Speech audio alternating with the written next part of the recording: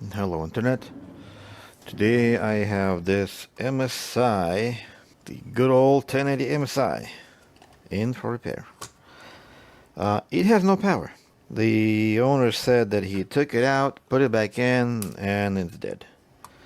Not exactly sure how he took it out or how he put it back in. We're gonna find out eventually. I don't see any obvious signs of damage anywhere.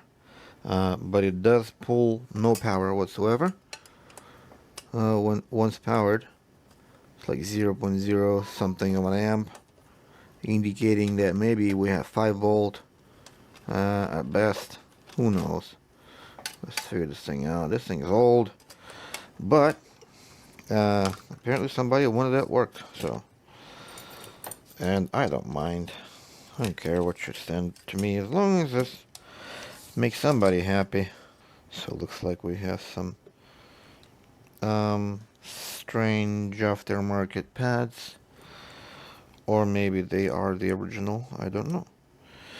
And what's interesting about this 1080 is it's got GDDR5X memory.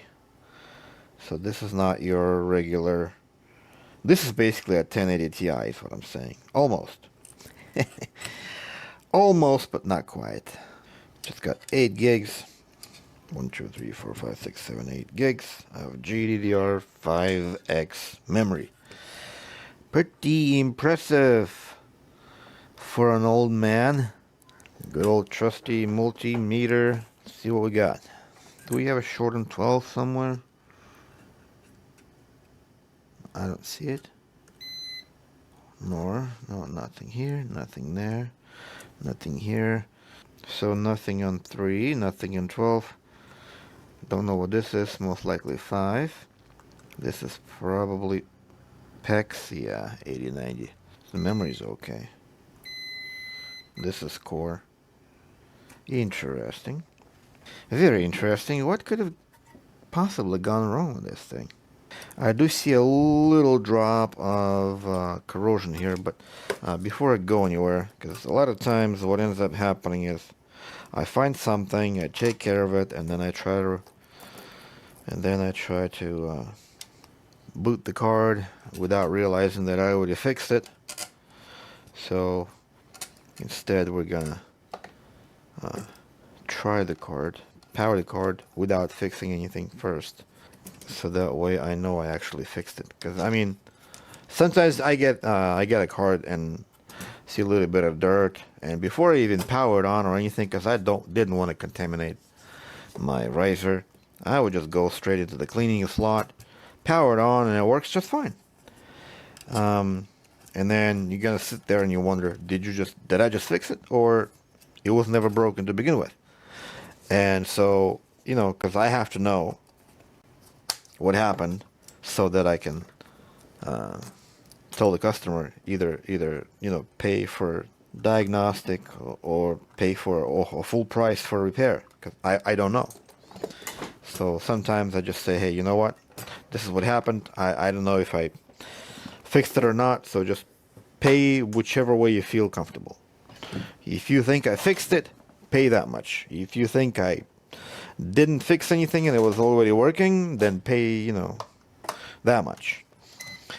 Okay, who cares? Let's see what we got. I think we're gonna have 5 volt in here. Yes. What about here? No PEX, obviously. Do we have 12? That's 12. Nothing here. 1.8? Okay. 12. 12. 12, yes. Where's 5?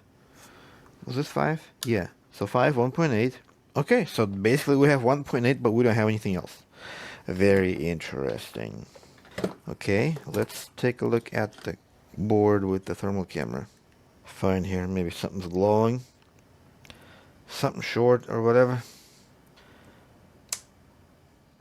I don't see anything here. It's a very little amperage, like 0.08 or something. Yeah, I don't see anything.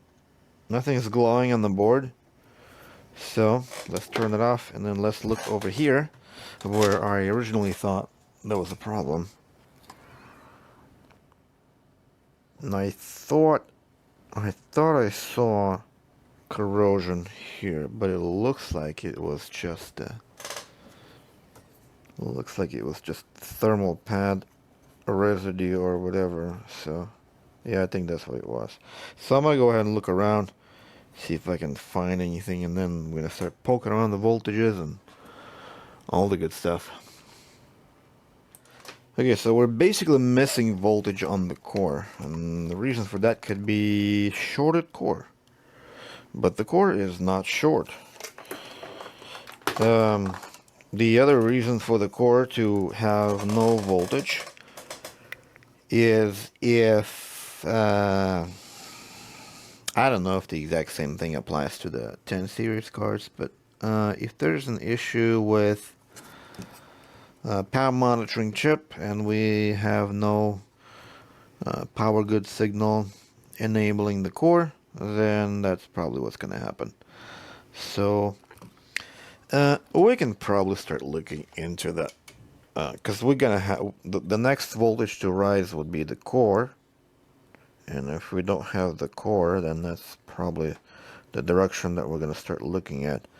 And we have this UP 9511P. We just need to figure out the pinout for this thing and start poking around at the multimeter, see if we have supply voltage, which is likely come from that resistor there. Let's turn on the multimeter view and let's start poking around. So I think this is going to be voltage, either 1.8 or 3.3 or even 5. So we have 5 volt here. Now we need to find where is the enable. And my guess enable is going to be low because the enable is actually the output. It's not an input. So if the controller is turned on, then we're going to have enable high. If the controller hasn't turned on, the enable is going to be low. So just because we have voltage coming in doesn't mean that the controller is on. And there are a ton of reasons why it might not turn on. It could just get disabled by thermal protection, overheating or some sort. It could be disabled by most likely this transistor here. So if we were to remove it, we can kind of force the enable to stay high. Basically, if something goes wrong, the transistor would pull the enable low, turning off, because this thing will turn on by itself, by default. But unless something goes wrong, it'll get turned off externally by the transistor. This one or another one somewhere in the circuit, maybe even this one here, I don't know. And so what'll happen is, if we remove this, then this guy's going to turn on, and then nothing will stop it from staying on. Potentially, either exposing a blown driver MOSFET or bad doubler, because we got doublers here, which is beautiful. You know, doublers are the root of all evil on these old cards. And that's basically it. And then we might eventually get to the bottom of, all the way to the end of the chain, which is going to be this guy here. But we'll see. We can probably start looking for the PS on signal. If it's high, then we won't have to look into the power monitoring. Instead, we're going to be looking into here, and then we're going to eventually start looking into the doublers and the MOSFETs. So let's look into the power supply on pin, if we have one on this board, and figure it out. Take it from there. Alright, so here's our board. And we were looking at this guy. I don't know if we have a PS on. PS PCIe, power good. That might be the signal that we're looking for. Let's see what other PS related pins we have. DDC, PS5. So, you know, that might just be the name of the signal that we're looking for. In 30 series, that name is changed because the controllers are different. So let's look at that pin, see what kind of voltages are we going to be reading on that pin here. And that pin's going to go in here. And we're reading 3.3, so we're good. I could probably check voltages in here just to be sure. 12 and 12. Then we have these two pins here. 12 and 12, yes. So we have power good. And yeah, okay. Let's move over to this guy there, because this guy is the next one on the list. And we are going to be looking at some kind of a enable. So the enable is going to be on this side. We've already checked 5 volt. Yeah, that's a VCC. That's powering the chip. So let's look at the enable. Switch over to the microscope view. Let's look at the enable pin. Pin 36 is going to be 1, 2, 3, 4, fifth one down from the right. 1, 2, 3, 4, 5. See, there's no power good. And if we switch to the resistance, as soon as we... Oh, just slip the probe. Ha ha ha. Doesn't that ever happen? It's okay. No harm here. Not in this particular case. So, yeah, that's gonna go into here, and then into that transistor, as I suspected, right here. So as soon as we flip the switch, we get a 0 because this guy is pulling it low. Let's look at why this particular guy could be pulling this signal low. And there's no explanation for the pin out. This pin here doesn't explain anything. Let's see what kind of voltages we're getting on that pin here. If we're getting anything on that pin. Yeah, we got 5 volts in here. So that 5 volt is coming from 5 volt. Supposed to be 10 kilo ohm. Okay, and then so we're getting nothing here, I would imagine. Let's check this pin here. Yeah, there's nothing here. That pin is grounded. Let me switch you over to the measuring. Okay, so in here, this pin here, if we measure, that's the enable signal. Not short, but once we flip the switch, it's short. Okay, so that pin is shorting as soon as we power on the thing. And that, if we were to switch over to the desktop, let's go back to that. Yes, this is one. This is the guy. So if we were to follow the net, we don't have that.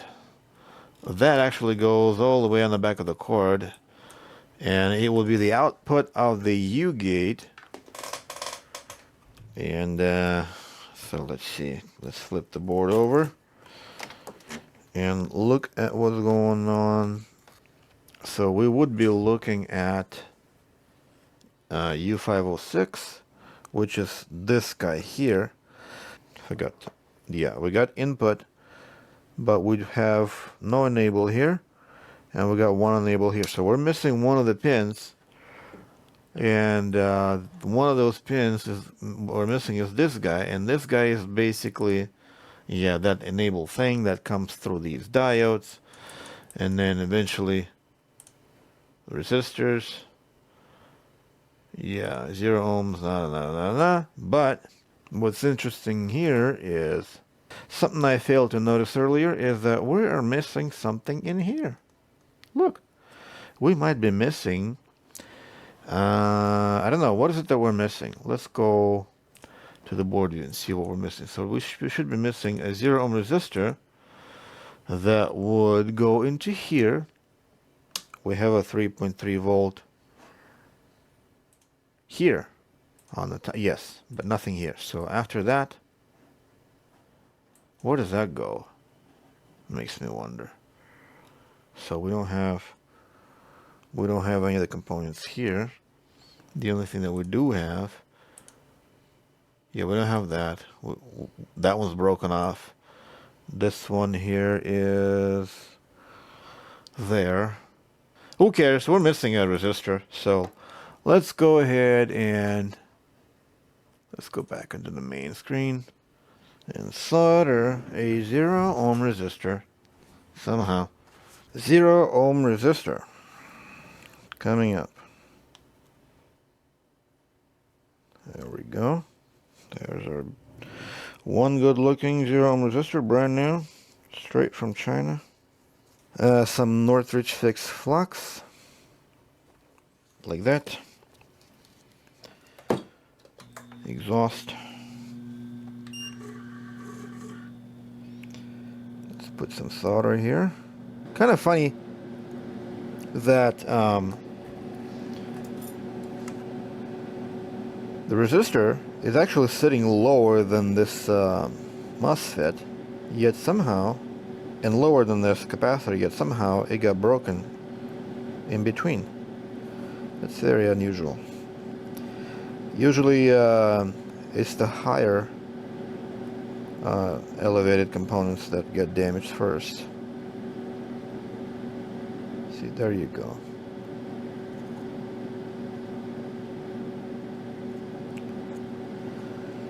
Let's see if we can clean that up. I like Northridge fixed flux because it cleans very easily.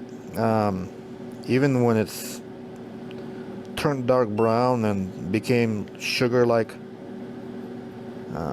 coating on there, rock hard, you know. But as soon as you throw some alcohol on top of it, it dissolves like water, almost. See, there's still a little bit left there. And if I were to use brush, it would be completely clean. So it cleans very easily. I like that. But that's the only thing I like about it. So let's flip the board, see if this thing works. See if we fixed it. Kind of funny, I didn't even have to take this thing apart, but whatever. We need to apply thermal paste in here at the very least. So do we have PEX? Yes. So we got PEX, which means we got memory, core, and I think it's gonna post. Let's see if we can see if this thing posts. Hopefully, because I'd like to bring this thing back to life. I mean, it's old, whatever, but if we can make it work, that'd be nice. So let's see, we'll put that there. HDMI. It's got everything. I mean, it's got everything. HDMI, display port, it's got the DVI.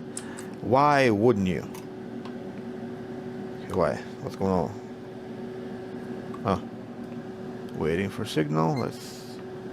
Okay. Probably dirty port. Let's blow it out. Yeah. A little bit of dust coming out of there. Let's try again. And I think it's gonna post. Yeah. There. All right. Easy pizza. One little resistor. That's all it took.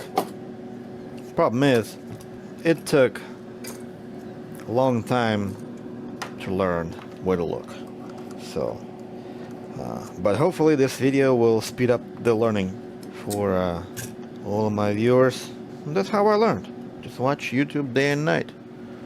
Learn not just from the best, but learn from everybody, because everybody knows something. I know things that people from whom I've learned they learn from me. And you would think, well, how could they learn anything from you if you were learning from them? Well, that's basically how it works. We're all in this together. We all learn from each other, because not one of us is the best of the best. We're all good in our own ways. And but regardless, I'll put this thing together, run some tests, and hopefully everything's good. If not, we'll continue with the repair. And if it is, then we're done here for the day. Thank you for watching. Have a blessed day. And don't forget to like and subscribe. And I'll see you later. Goodbye.